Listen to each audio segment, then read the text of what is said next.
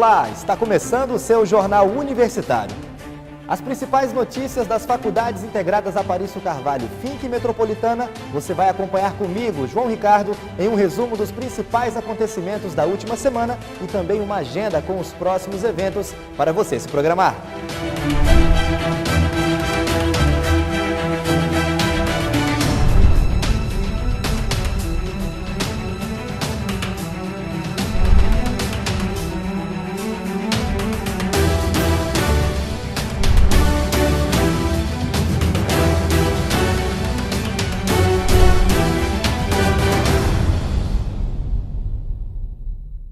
A última semana de agosto foi de festa para as organizações militares. No dia 25 do último mês, foi comemorado o Dia do Soldado. Em todo o Brasil, são realizados eventos para celebrar a data e, pela primeira vez em Porto Velho, a Vila Olímpica das Faculdades Integradas Aparício Carvalho, Finca e Metropolitana foi sede dos Jogos. Acompanhe na reportagem. Confraternizar, sim. Perder, não. Aquela rivalidade sadia entre as organizações militares existe. Nunca ninguém quer perder, mas a disciplina militar faz com que os jogos sejam um sucesso. Sargento Souza fala mais dessa disciplina e como ela contribui para esse sucesso. É uma competição mais sadia, né? Entre os quartéis, a gente tem a nossa disciplina militar, não podemos sair disso. A competição, ela tem a rivalidade, porque cada quartel quer ganhar, porém, dentro dessa rivalidade, nós temos o respeito e com todas as equipes, né?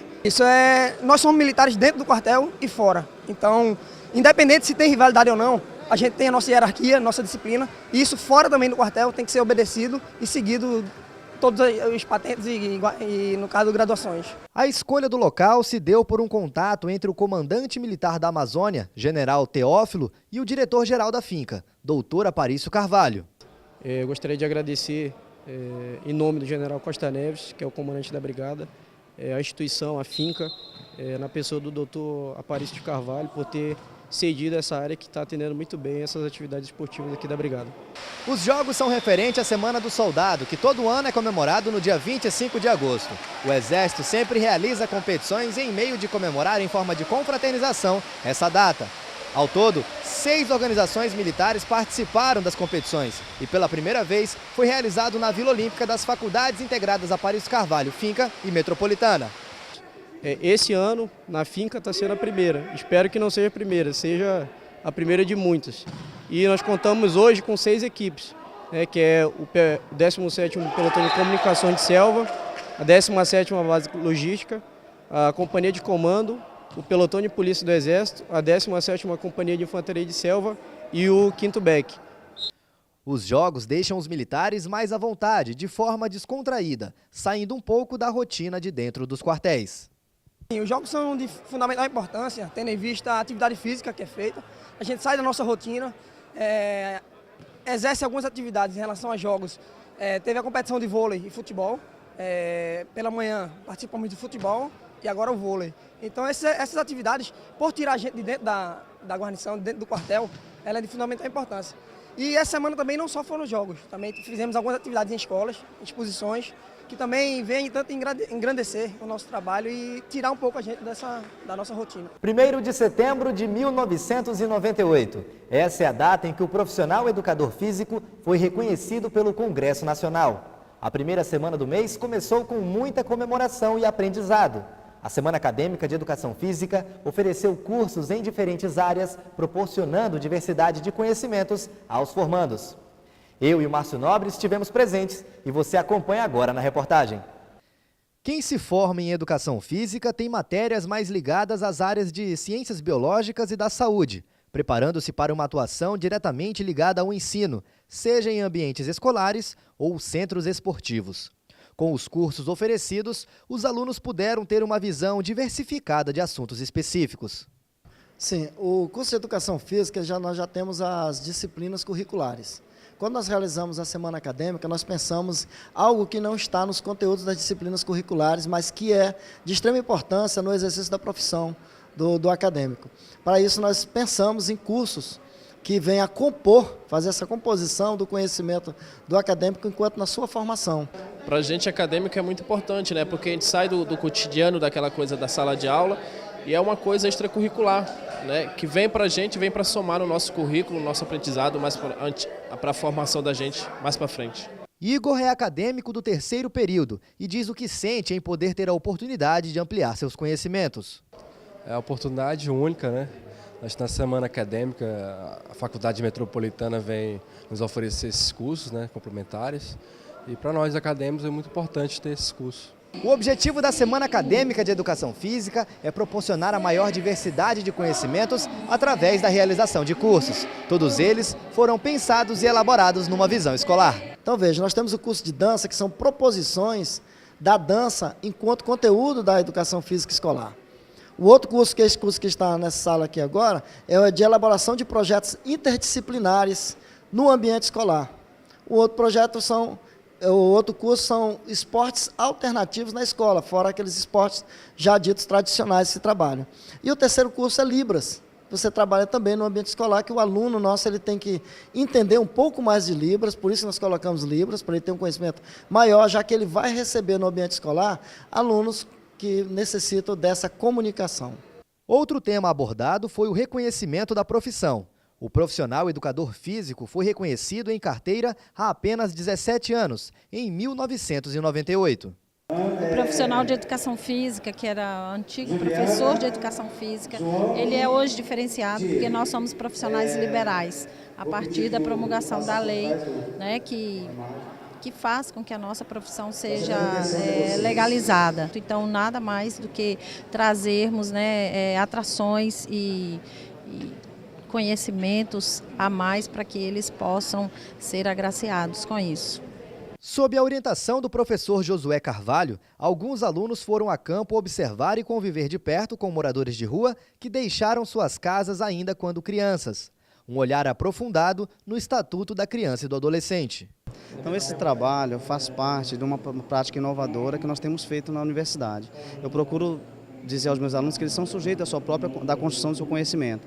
A partir disso, nós lançamos o desafio para que os alunos pudessem estar utilizando a linguagem corporal, ou seja, aquilo que a educação física se propõe a fazer, da questão da cultura corporal, né? E a partir desse momento eles criaram vídeos, né, para falar um pouco sobre o ECA. O primeiro momento que o Josué lançou esse desafio para a gente, procuramos ir atrás do menor infrator, só que foi algo assim praticamente impossível, porque mexer com a criança, com o menor infrator, é algo muito difícil. Então veio a ideia de procurar o menor, ele não é menor, quer dizer, foi para as ruas com 8 anos de idade e viveu todo esse tempo na rua. Então assim, ele tinha uma história para nos contar. Com carga horária de 10 horas, cada aluno pôde se inscrever em 2 cursos. A semana acadêmica teve duração de 6 dias, com vários eventos esportivos.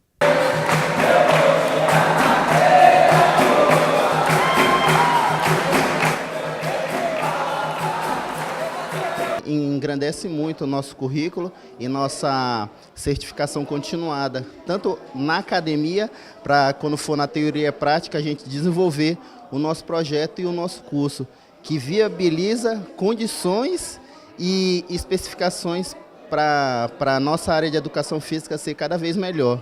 E veja no próximo bloco. Aconteceu no auditório da Finca o primeiro simpósio de empreendedorismo dermatofuncional.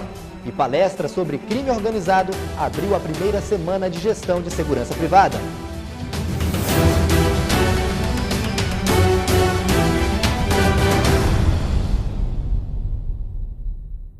Quem vai gostar dessa novidade são eles, os cães e gatos. Pet Saúde, plano de saúde do seu animal.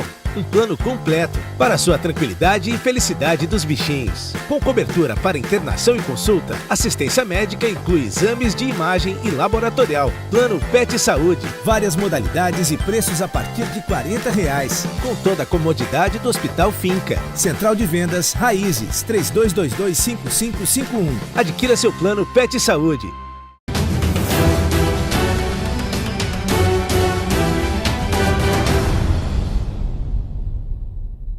Os cuidados com a pele cada vez mais crescem entre os brasileiros.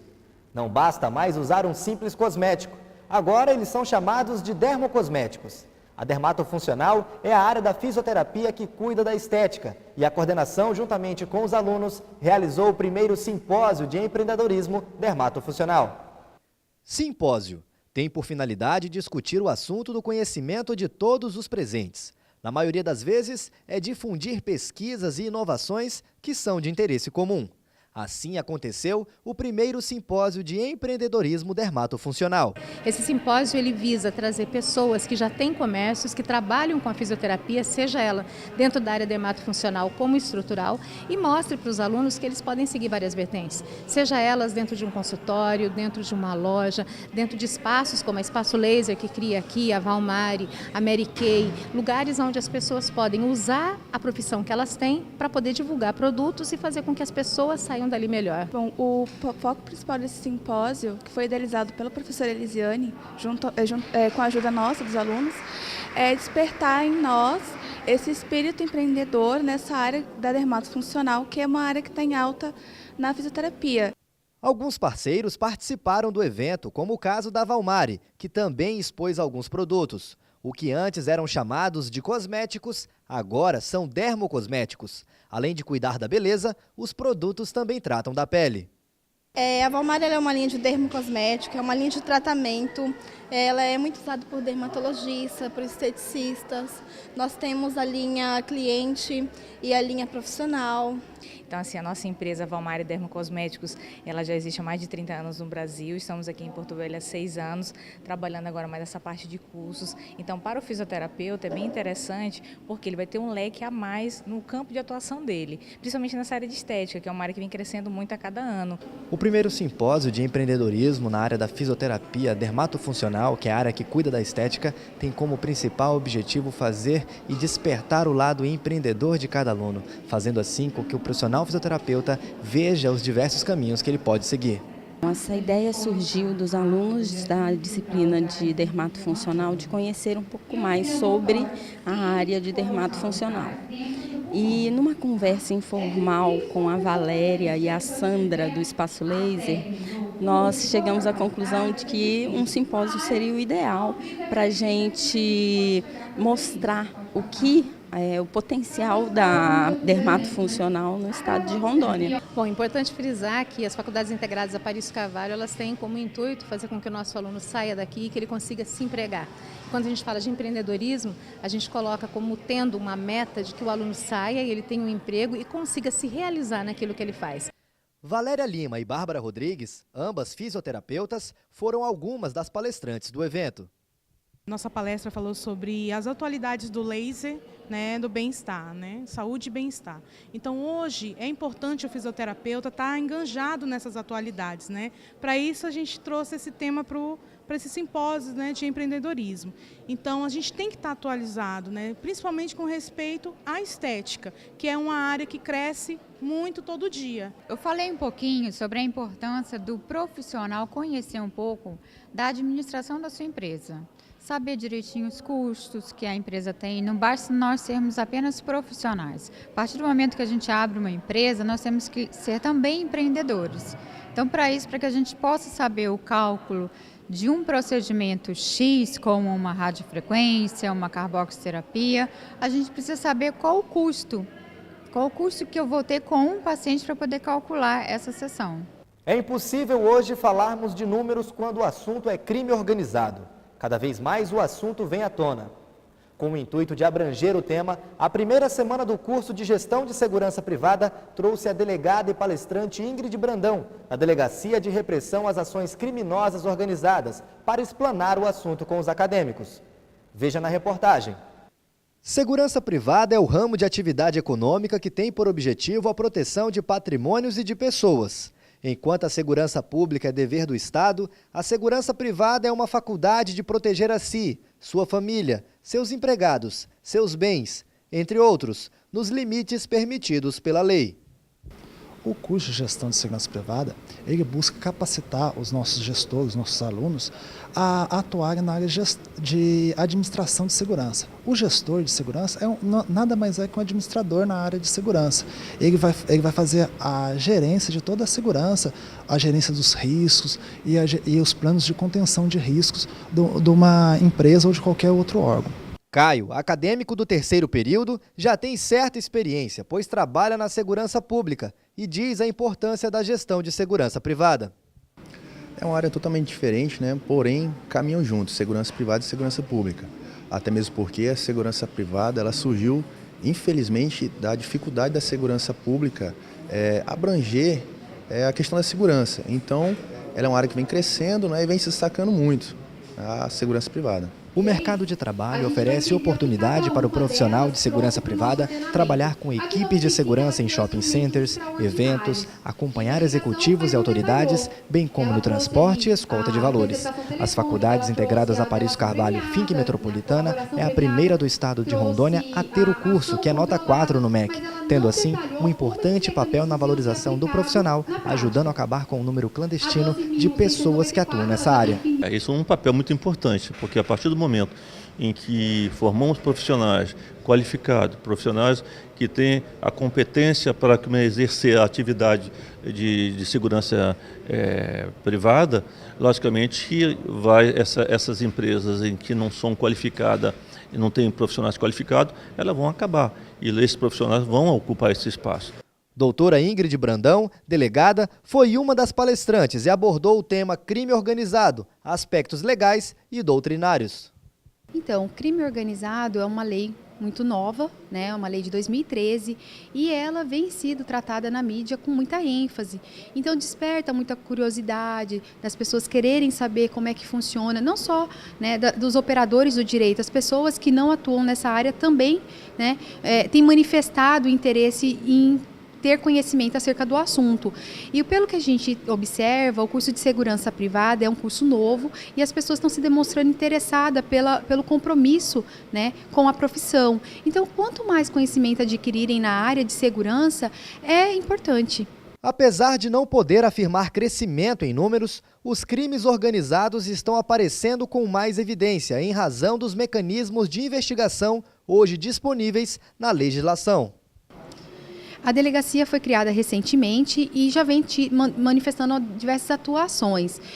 Eu não posso realmente, não tenho como te precisar em números, mas a gente tem observado um crescente número de infratores atuando de forma organizada. Ainda de acordo com o doutor Aparício Carvalho, as movimentações necessárias já estão sendo realizadas para a instalação do curso de segurança pública. E veja a seguir. O profissional administrador comemorou no dia 9 de setembro o Jubileu de Ouro, 50 anos de profissão.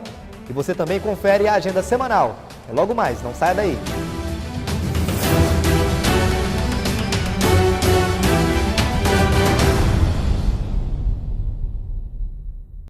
Quem vai gostar dessa novidade são eles, os Case Gatos. Pet Saúde, plano de saúde do seu animal. Um plano completo para a sua tranquilidade e felicidade dos bichinhos. Com cobertura para internação e consulta, assistência médica inclui exames de imagem e laboratorial. Plano Pet Saúde, várias modalidades e preços a partir de R$40. Com toda a comodidade do Hospital Finca. Central de Vendas Raízes, 3222-5551. Adquira seu plano Pet Saúde.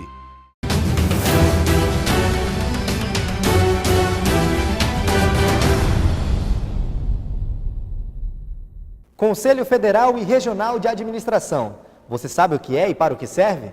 Em comemoração aos 50 anos de profissão, os alunos do curso de Administração da Faculdade Finca foram presenteados com o administrador e palestrante Pedro Paulo, que explanou o tema. Confira a reportagem. Escolher qual caminho seguir nem sempre é fácil. Quando se trata de profissão, então, aí é que a dúvida aparece. Cursar engenharia? Não mais. Ser um administrador não era a primeira opção de Alex, até ele conhecer o curso de administração e suas vertentes. É assim, opções de cursos, quando você sai do ensino médio, você faz o Enem, você concorre tanto pelo ProUni quanto a SISU. Pessoal que fez o Enem aí quando saiu do ensino médio sabe como é que funciona o sistema. Assim, eu tive a oportunidade de outras bolsas de estudos, mas assim, a administração me chamou a atenção, então é uma profissão que eu vejo muita vantagem, é uma profissão também que ela proporciona um leque de opções para você, então você pode seguir em várias carreiras, é uma profissão muito dinâmica. A profissão é relativamente nova e foi regulamentada no Brasil em 9 de setembro de 1965, data que se comemora o Dia do Administrador. Então, na verdade, é uma profissão que foi regulamentada há muito pouco tempo, né? Hoje nós estamos comemorando o jubileu de ouro dessa profissão, que foi uma lei federal, a Lei 4769, né, de 9 de setembro de 65, que instituiu essa profissão de administrador. E até então as organizações elas eram controladas, planejadas, dirigidas por engenheiros, a grande maioria eram engenheiros.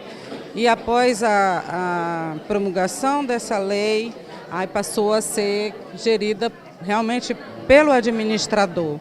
Os alunos foram presenteados com a presença do administrador e palestrante Pedro Paulo, que abordou o sistema Conselho Federal e Regional de Administração, o que é e para o que serve.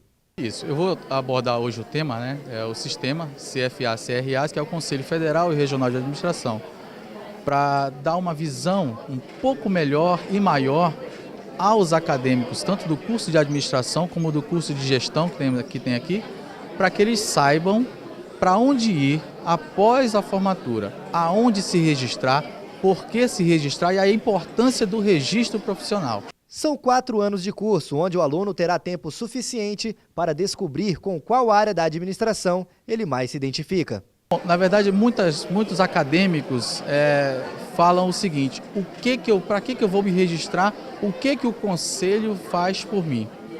Na verdade, é o contrário. Ele precisa se registrar, porque para ele ser um administrador, não ser só um bacharel em administração, é preciso que ele tenha um registro profissional no órgão competente, no CRA no caso. Tanto para o bacharel em administração, como para o técnico do curso de gestão. Confira agora a agenda semanal com os próximos eventos.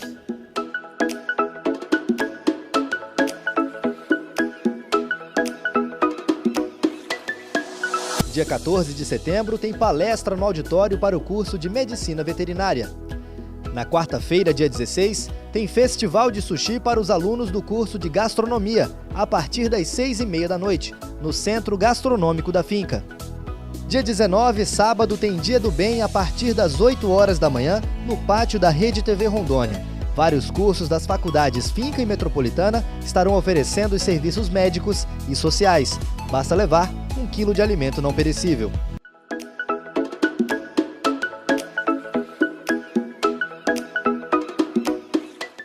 Essas e outras informações você acompanha no site da nossa instituição, www.finca.com.br. As reportagens estão disponíveis no nosso canal do YouTube, youtube.com/TV Porto Velho.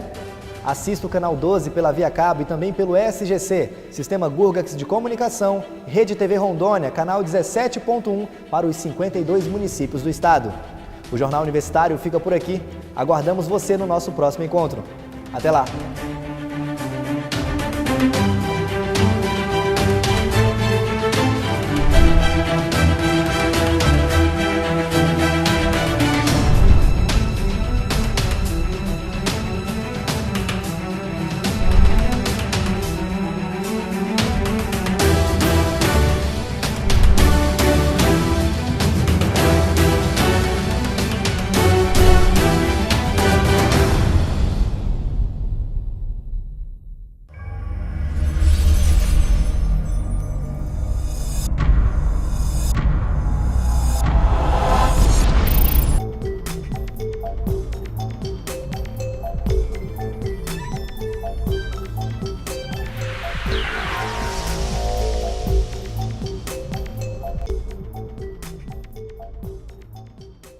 O crescimento demográfico da espécie humana tem ocorrido de forma muito acentuada, com a invasão de nichos ecológicos anteriormente preservados e quase sempre de forma desordenada e imediatista. Relembremos que o homem é um recém-chegado quando se considera a evolução da vida no planeta. Sua atuação predadora e o contato com animais silvestres, os quais, ao longo de milhares de anos, chegaram a um equilíbrio com agentes patogênicos dentro de seus nichos ecológicos, geram um alto risco de infecção do homem por tais agentes, caso medidas de proteção adequadas não sejam aplicadas. Trabalho de campo com animais é o livro do Ciência e Letras de hoje. Um programa resultado da parceria entre o Canal Saúde e a Editora Fiocruz.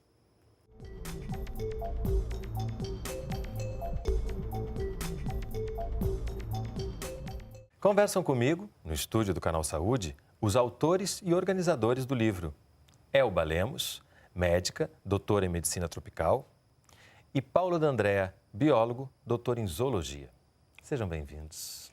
Nós é que agradecemos. Belíssimo livro, importante livro, e eu queria começar pedindo justamente para que esse termo, trabalho de campo com animais, fosse esclarecido para as pessoas que talvez não tenham tanta intimidade com isso. Como é que a gente pode, Elba, explicar o trabalho de campo? Lembrando que a gente tem no nosso imaginário, quando a gente pega os roedores, os animaizinhos e leva para o laboratório e tal, mas aqui começa antes. Que antes é isso? Na verdade, o livro, quando olhamos o título Trabalho de Campo com Animais, a gente imagina que é um livro restrito para quem trabalha exclusivamente com animais. Mas é muito mais do que isso. Desculpa até a redundância da expressão.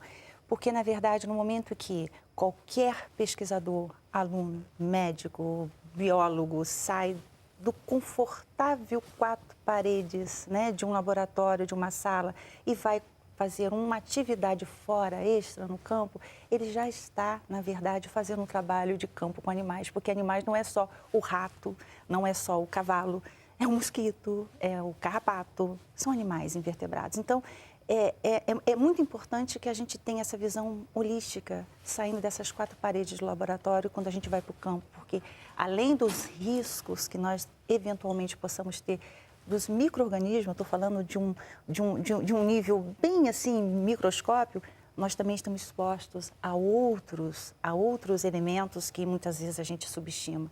E aí os animais entram nesse contexto, né? E como é que é esse dia a dia? Isso também é uma curiosidade, né? Como é que é esse dia a dia de quem vai a campo buscar animais e sempre tendo em vista que a gente está falando aqui de riscos, né? Assim, eu acho que para quem vai ao campo de maneira rotineira, como é o nosso caso, tem que ter uma aptidão muito forte. E para nós, que é até uma questão que a gente discute em relação à biossegurança, como quem vai ao campo são pessoas que gostam do campo, às vezes ela lida com essa atividade de campo como se fosse um hobby. Como se fosse, assim, a questão do prazer está muito envolvida nessa questão do trabalho de campo. E quando você tem muito prazer, quando você vê aquilo como um hobby, às vezes você fica desatento para algumas situações de risco de infecção ou de risco que está ocorrendo no campo. Do próprio profissional do que profissional, está indo, né? porque assim, ele lida com aquilo. Uma satisfação tão grande. Desde a sua vestimenta que ele vai, ele não está muito pensando que ele está dentro de um laboratório, que tem que ter luvas, que tem que ter jalecos e tal, porque ele está ali como se ele estivesse indo um ecoturismo. Se divertir. Muitas das pessoas que trabalham no campo têm essa relação. E isso que ele está comentando é extremamente importante, porque a gente percebe nitidamente, até com o aluno, a euforia do aluno para o trabalho de campo. E aí você, muitas vezes, na primeira vez, se você não orienta esse aluno aparece lá no campo, com aquela calça mais velha possível, de preferência rasgada, sabe aquele jeans rasgado, aquele velho tênis que já está furado, e às vezes vai até de short. E, na verdade, a própria roupa passa a ser o que a gente chama de EPI, que é equipamento de proteção individual. Então, mostrando esse olhar meio de Indiana Jones, que às vezes os alunos têm, isso precisa ser retirado, porque existe muito romantismo também, né? E a gente não pode perder o romantismo, mas no momento que a gente tem o conhecimento, a gente perde um pouquinho, não pode ter esse romantismo de ir para o campo, eu vou para o campo, eu vou fazer atividade, né? A gente lembra do Oswaldo Cruz, o grande ícone, nossa, vou acontecer. Só que, na verdade, a biossegurança, ela passou a ser introduzida culturalmente e eu vejo que a Fiocruz tem um diferencial muito grande, porque eu mesma tive que paralisar as minhas atividades de captura de campo, exatamente porque eu precisava ter a responsabilidade, exatamente pelo conhecimento da biossegurança, de que não adianta você ter o conhecimento, a informação, se você está botando em risco, né, o profissional. Senão não tem fundamento. E o que acontece? Muitas vezes nós, pesquisadores, nós somos assim, temos que cumprir metas, nós temos que ter a pesquisa, temos que ter aquele paper, aquele artigo. E às vezes, se você não tiver essa sensibilização em relação à biossegurança, você atropela, porque você pesa e no dia a dia a cobrança e a vontade de passar o conhecimento tão grande que você esquece. E como você disse, além do livro ser muito mais amplo do que só para quem trabalha, esse conselho também porque a gente acaba fazendo isso na vida em geral, né? É tanta demanda que a gente esquece de se proteger. Quando se fala em trabalho de campo, a gente está falando de que lugares? Pois é. Bom, no nosso caso, que trabalhamos com saúde, com questões de saúde que envolvem animais silvestres, né? Que é mais especificamente o nosso linha de trabalho. Então, que lugares? É o Brasil inteiro. Qualquer bioma, né? Porque, na verdade, a gente acompanha, né? A gente tem, assim, fora as pesquisas que são prospectivas, mas no caso da Fiocruz, muitos dos casos que nós vamos ao campo, nós vamos atrás, digamos, do prejuízo. A partir do momento que houve um surto de alguma zoonose, que são as doenças que a gente trabalha, que são doenças que circulam entre os animais, são parasitas que circulam entre os animais silvestres, que eventualmente esses parasitas, quando infectam o homem, causam uma doença. Então, assim, a gente trabalha em todos os biomas brasileiros. Mesmo urbanos? Sim. Periurbanos, né, normalmente. Né? Mas assim, quando a gente trabalha com animais domésticos, também a gente trabalha... É porque, assim, nós temos uma diferença de formação, né? Ela é médica, eu sou zoólogo, assim, o nosso olhar, geralmente, é com animais silvestres, ou aqueles animais que a gente chama de animais sinantrópicos, animais que estão acostumados com a vida com o homem, mas que estão na periferia das cidades, né? Que é onde tem alguma vegetação, algum tipo de hábitat que permite ele. Mas o trabalho de campo nosso é do Pantanal ao meio da Amazônia, a Floresta Atlântica, a Caatinga, é onde houver, e existe em todos os lugares, circulando parasitas que estejam ameaçando a saúde humana. Por isso que você fez a analogia com o ecoturismo, né? Porque quem não quer conhecer a Amazônia, o Pantanal... São as mesmas áreas, na verdade. Muitos dos surtos ocorrem em áreas de ecoturismo, por exemplo. E é interessante que você falou, você usou um termo que eu não saberia responder, que é esses animais que estão acostumados a conviver com o homem. Estão adaptados, né? São sinantrópicos. Sinantrópicos. E a gente abriu o programa falando que o homem é um recém-chegado, quando a gente pensa na evolução da vida do planeta, e também de como que essa ação predadora do homem em relação à natureza, e muitas vezes imediatista e sem cuidado, foi fazendo com que essa relação com os animais silvestres e as possíveis doenças fossem ficando fora de controle. Que se você imaginar que nós chegamos bem depois e a capacidade nossa de adaptação a esses agentes, porque veja, o termo que ele usou, zoonoses. Zoonoses são aqueles agentes, né? São doenças que, na verdade, são causadas por agentes que podem ir tanto do animal para o homem, como do homem também para o animal, essa mão dupla. Mas você imagina a quantidade, a diversidade de agentes infecciosos que existem nesses animais, que a gente desconhece, que estão muito bem adaptados a ele. E no momento que a gente começa a quebrar essa harmonia em que você permite não só o maior contato com o animal silvestre diretamente, seja para o ecoturismo, por todas essas alterações que a gente faz, mas que aí eu vejo que potencializa muito a presença dos animais domésticos, que acabam fazendo um link, ligando o silvestre com o urbano e o periurbano. Até essa diferença que muitas vezes a gente pretensiosamente coloca, isso aqui é rural, isso aqui é urbano. Isso não tem essa coisa tão delimitada. E à medida que a gente vai expandindo as cidades, a gente percebe que isso vai sendo alterado. E o que acontece, de uma forma assim, bem rápida e sucinta, pela falta de capacidade nossa de adaptação, nós é que realmente sofremos as consequências, porque esses agentes estão muito bem ali, não causam doença. Por exemplo, falar da hantavirose, síndrome pulmonar por hantavírus, aquela doença que está associada ao rato silvestre e que determina um quadro respiratório fulminante, parece que o indivíduo está afogado nele mesmo, né? Um quadro parecido com a influenza, com a gripe. Por que acontece? Na verdade, porque o homem acaba entrando em contato com esse roedor, né? Fornece condições para que ele sobreviva próximo de nós. E o que é interessante, o vírus não causa doença no animal. No animal ele apenas Mas para a gente passa. sim, porque ele está adaptado. Né? E se eu pudesse assim, complementar, né? Além disso, assim, nessas situações que a gente tem, assim, dessa ocupação desordenada do meio ambiente pelo homem, quando você devasta uma floresta para fazer um campo de agricultura, ou quando você estabelece um condomínio numa área ainda silvestre, para aqueles condomínios naturais e tal, qualquer alteração do habitat, né, do ambiente, a gente pode provocar, não vou dizer assim, uma quebra do equilíbrio, mas pode-se entender dessa forma, porque nessas alterações de ambiente, você tinha antes um ambiente que você tinha muitas espécies convivendo nas suas relações ali dinâmicas, né, ecológicas, mas quando você altera esse ambiente, você pode privilegiar uma situação que apenas algumas espécies desses animais vão ser favorecidos com aquele novo ambiente modificado pelo homem. E aí temos um desequilíbrio. Um desequilíbrio no sentido que essas espécies de animais que são privilegiadas porque o ambiente ficou mais favorável à sua existência, elas podem, por exemplo, ter um excesso populacional, um grande aumento populacional. E, normalmente, o que a gente observa são essas espécies que se adaptam ou que se favorecem, um termo melhor, a esse ambiente alterado, que são, muitas vezes, os reservatórios, os transmissores desses patógenos. Então, você tem uma situação de quebra do equilíbrio ecológico, vamos dizer assim, favorecendo espécies de animais silvestres que são exatamente as que têm importância maior epidemiológica. Por exemplo? Por exemplo, o hantavírus é um grande exemplo. Por exemplo, o hantavírus ele é ligado a uma família de roedores que são, na sua maioria, ou que tem muitas espécies dessa família, que são granívoros, que comem grãos. Então, quando você tira uma floresta heterogênea e põe soja ou põe milho, aquelas espécies que comem grãos vão ser favorecidas. Exatamente, são essas espécies que têm o hantavírus.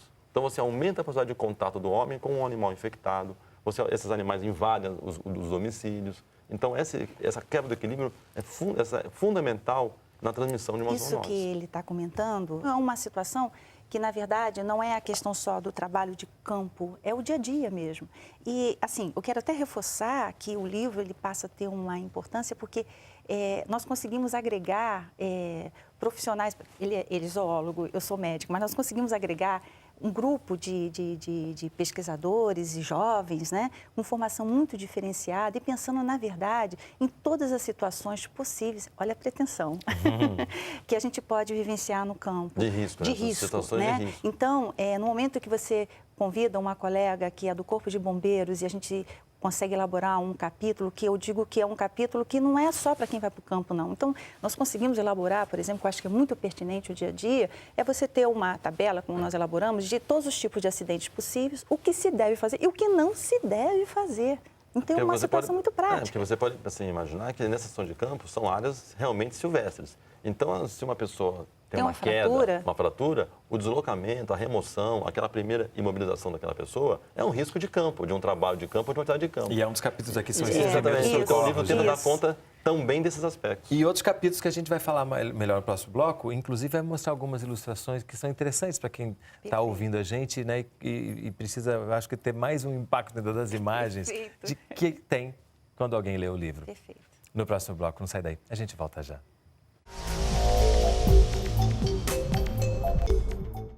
Quem vai gostar dessa novidade são eles, os cães e gatos. Pet Saúde, plano de saúde do seu animal. Um plano completo para a sua tranquilidade e felicidade dos bichinhos. Com cobertura para internação e consulta, assistência médica inclui exames de imagem e laboratorial. Plano Pet Saúde, várias modalidades e preços a partir de R$40. Com toda a comodidade do Hospital Finca. Central de Vendas Raízes, 3222-5551. Adquira seu plano Pet Saúde.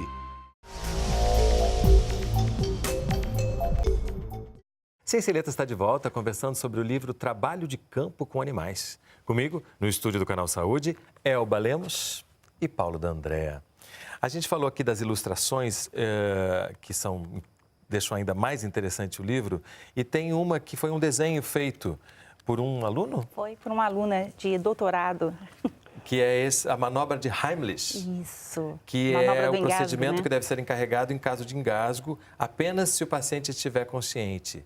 Né? Eu acho que é interessante porque a gente, tendo a imagem, as coisas ficam muito mais claras para quem não tem ainda o conhecimento, né? E tem outras ilustrações aqui, inclusive dos roedores.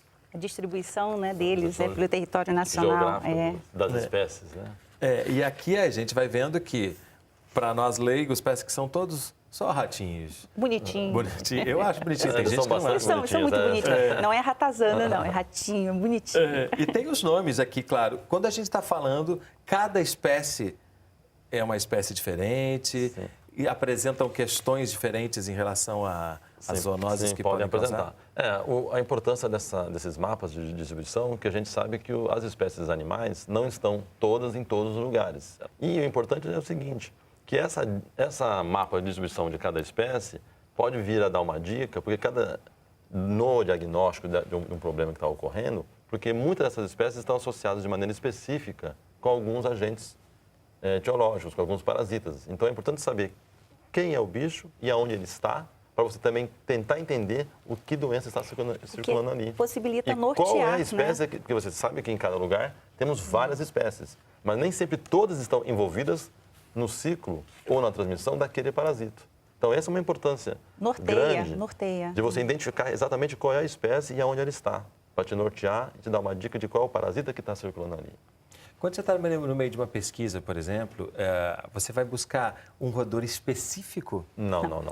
Não, porque a princípio a gente nem sabe qual é, porque várias espécies podem estar transmitindo o mesmo parasita. Essa é uma primeira questão. E a segunda é que a gente não tem, inclusive na nossa metodologia, uma metodologia específica de captura. Exclusiva, né? Exclusiva. A gente coleta, a gente captura todas as espécies que a gente consegue capturar naquele ambiente, para depois fazer o diagnóstico de todos e ver quem está envolvido. Aí nós vamos procurar os agentes infecciosos e a partir da identificação dos agentes infecciosos que a gente vai ser possível, assim, caracterizar, olha, esta espécie é reservatória, esta não, e isso vai dando uma diretriz. Por isso que é muito importante esse casamento, né, de um zoólogo com uma pessoa que tem formação médica, porque, na verdade, a gente otimiza a informação. E para a saúde pública isso é muito importante, porque no momento que tem um mapeamento, né, da distribuição desses animais pelos diferentes biomas, nós também podemos fazer um mapeamento, que no capítulo tem exatamente isso, um mapeamento das principais zoonoses pelo território nacional. Então, imagine... Associando o parasita e aquela espécie de animal. Isso é muito importante porque, infelizmente, eu vou usar a palavra bem forte, infelizmente, nossos colegas médicos não têm a chance de ter uma boa formação sob o ponto de vista de zoonoses. E a gente não pode esquecer que mais de 60% das doenças emergentes e emergentes são causadas por agentes zoonóticos. Então, é muito importante deixar isso aqui frisado, porque a gente precisa sensibilizar a importância das zoonoses. E quando a gente tem essa distribuição, mesmo que sem a pretensão de esgotar ou verticalizar a informação, mas pelo menos assim, o colega abre e vê assim, olha, aqui é possível que tenha doença de Chagas, mas aqui tem hantavirose. E isso vai dar uma diretriz, porque a clínica muitas vezes confunde. No início de uma doença, tudo é igual. Então, se você sabe... E o sucesso está justamente na detecção correta do que se trata. Esse norteamento, ele é possível e não precisa, muitas vezes, de uma ressonância magnética, não. É do conhecimento. A gente tem aqui trabalho de campo com animais, procedimentos, riscos e biossegurança. E em um determinado momento aparece também o termo geomedicina. O que é geomedicina? É exatamente essa preocupação de geograficamente distribuir, aí nós nos restringimos às zoonoses, de distribuir essas principais zoonoses no território nacional. Então, foi um capítulo que eu elaborei com outra infectologista, que nós tivemos o cuidado de distribuir as principais zoonoses pelos estados, pelas regiões nossas, para que pudesse ser exatamente um norteador da possibilidade diagnóstica. E quando você diz aí procedimentos, então a gente teve a preocupação desse livro de colocar lá de maneira sucinta, inclusive procedimentos de como capturar os animais e como melhor conservá-los, fixá-los, porque os animais são eutanasiados, só que a identificação de quem é a espécie não ocorre no campo. Então o livro dá dicas de como você pegar um animal, fazer a eutanásia de maneira ética e conservar a pele, conservar o seu esqueleto, que serão muito importantes depois no laboratório para saber esse bicho é da espécie tal. Então o livro também aborda, quer dizer, ele não é só de riscos, ele tem todo... Ele tem uma abordagem prática. Eu só não vou deixar passar duas palavras aí que você trouxe. E ética. Eutanásia e ética, que eu acho que são palavras que são muito importantes, né? Porque elas... já acionam uma série de outras coisas na cabeça da gente. Assim, infelizmente, talvez assim, para muitos, né, mas faz parte da nossa metodologia, os animais que nós trabalhamos, eles são mortos. Nós temos a necessidade de matar os animais. Nesse modelo de eutanásia estudo, é um termo ético, que a gente usa para a morte do bicho. A gente tem que matar o bicho para poder colher todas as amostras, inclusive de tecidos e órgãos desse bicho, e para ter o material para poder identificar a espécie. E ética, porque hoje todos os procedimentos que a gente faz com os animais, desde o momento que você coloca uma armadilha no meio do mato até o momento que você vai fazer a eutanásia, fazer um bicho, são todos procedimentos submetidos a uma comissão rigorosíssima de ética no uso de animais. Então, ética Está no dia a dia nos permeia, nosso, não só com a relação com os seres humanos, mas com os bichos o tempo inteiro. Eu quero... Deixa eu só mais uma claro. questãozinha, porque a gente mostrou aqui os roedores, você está falando que os animais são mortos dentro de princípios importantes de ética. Mas a gente está falando de que outros animais também, além de roedores? No nosso caso, assim, a gente estuda, assim, particularmente, nossa busca por animais são mamíferos. Pequenos mamíferos. Pequenos mamíferos, são os roedores e os marsupiais. Traduzindo os marsupiais, nós temos os gambás, que têm, assim, a gente chama de marsupial porque eles têm a mesma forma de reprodução que os cangurus. Totalmente semelhantes, são animais aparentados, né? Que nós não temos cangurus aqui na América do Sul, mas nós temos nossos gambás, que são os primos, nem tão distantes assim, dos cangurus. Então, tem várias espécies de marsupiais. Esse é o nosso foco principal. Eventualmente, um mamífero mais de médio porte. Capivara, uma capivara, um cachorro do mato, um coati, entram nas nossas buscas. Eu quero fazer um reforço nessa fala do Paulo, porque é a preocupação que está no dia a dia nosso, exatamente de quando e por que vai se submeter uma eutanásia. Não é uma decisão assim, eu vou, não é isso. Eu vou até fazer um comentário aqui. No momento de um surto, capturamos roedores e tentamos, através só da coleta de sangue, porque existem modelos de estudo que você pode liberar o animal. Você coleta o sangue e o que acontece? Dá negativo. Porque no soro, lembra que eu falei que o animal, ele não adoece? Estou falando da hantavírus. O animal não adoece. E o animal não adoecendo, você vai coletar o sangue desse animal e você não vai conseguir recuperar a bactéria ou vírus, no caso do hantavírus não vai conseguir no sangue, porque na verdade ele está tão adaptado que ele tem até anticorpo, elimina, clareia, mas aí quando você vai para a víscera, está ali o hantavírus. Então tem uma importância imensa em termos de conhecimento exatamente aplicável para a saúde pública. E o Paulo, ele vai poder até comentar sobre isso, que no momento que a gente, naquele trabalho de campo, recupera ou captura um número de roedores, não está causando uma interferência. De maneira alguma, inclusive porque já passou por uma avaliação do especialista que é um ecólogo, que é um biólogo, e também da comissão de ética. Temos aqui Crônicas Subversivas de um Cientista, de Luiz Hildebrando. Paulo trouxe esse livro para a gente? E aí, me conte. A sugestão era um livro de cabeceira, né? Na verdade, não é que seja o meu livro de cabeceira, é o que está na minha cabeceira nesse momento. Porque, assim, é um grande pesquisador, né? Foi um grande pesquisador, ele já nos deixou. Ele faleceu em setembro do ano passado, se eu me lembro bem. E eu tive a chance de conhecer em julho, alguns meses antes dele falecer.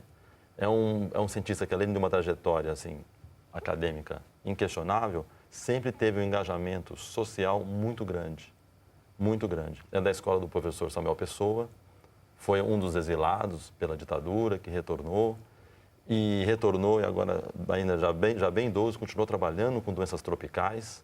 Então, são doenças, inclusive, parte delas que são zoonoses.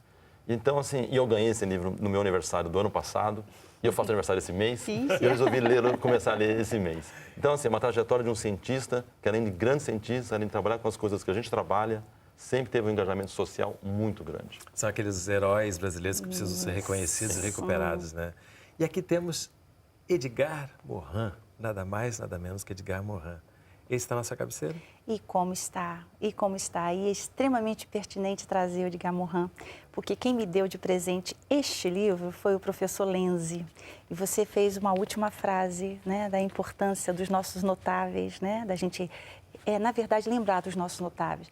E é interessante que eu nunca comecei um livro com a leitura começando da última página. E foi a recomendação do professor Lenzi. E eu fui lá para a última página. Que diz o seguinte, entre outras, são 14 mandamentos. Eu vou só ler um ou outro aqui para a gente terminar o programa e ficar pensando. Por exemplo, tudo que não se regenera, degenera. Rir, amar, chorar, compreender. Esperar pelo inesperado. Resistir à crueldade do mundo e à barbárie humana. Entre outros mandamentos, recomendações, renascimentos. Isso. De Edgar Morin. Que é fantástico. Como ele diz, nascer e morrer todos os dias e renascer. Perfeito. Com isso a gente termina esse programa interessantíssimo sobre isso que é tão fundamental para a nossa saúde e que muitas vezes também não aparece, né? Assim como os nossos notáveis, esse trabalho notável é muito bem-vindo. Obrigadíssimo. Eu que agradeço a oportunidade. Muito obrigada. Obrigada. E o programa Ciência e Letras é resultado de uma parceria entre o Canal Saúde e a Editora Fiocruz. Se você quiser entrar em contato conosco, mandar sua crítica ou sugestão de leitura, nosso telefone é 0800 701 8122. A gente se vê no próximo programa. Até lá. Para entrar em contato com a Editora Fiocruz, acesse www.fiocruz.br/editora ou ligue para 21 3882 9007.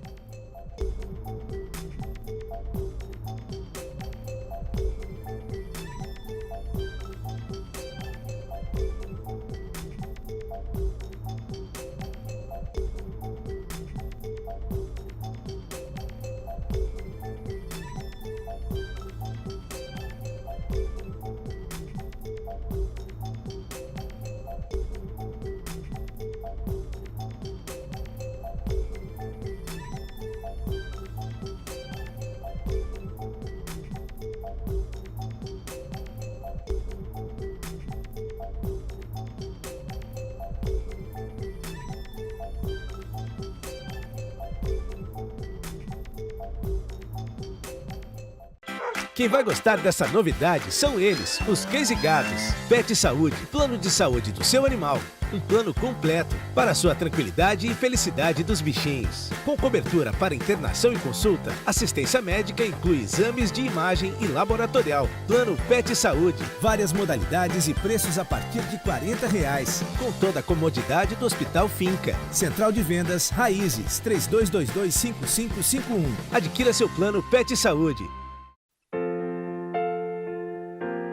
O dia está chegando e assim como o sol serve de fonte de energia para os seres vivos, a finca é fonte de conhecimento e inspiração para os nossos acadêmicos e para a sociedade rondoniense. Esses são os motivos que fazem com que a finca tenha uma preparação diária para garantir sempre o melhor em ensino, conforto e bem-estar.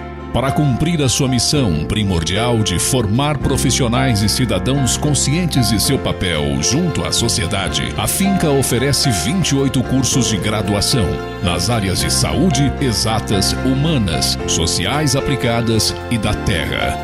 Visando fortalecer os vínculos com os acadêmicos, foram criados vários cursos de pós-graduação. A qualidade e a credibilidade desses cursos estão garantidas pela formação de alto nível do nosso corpo docente, composto por profissionais com mestrado e doutorado.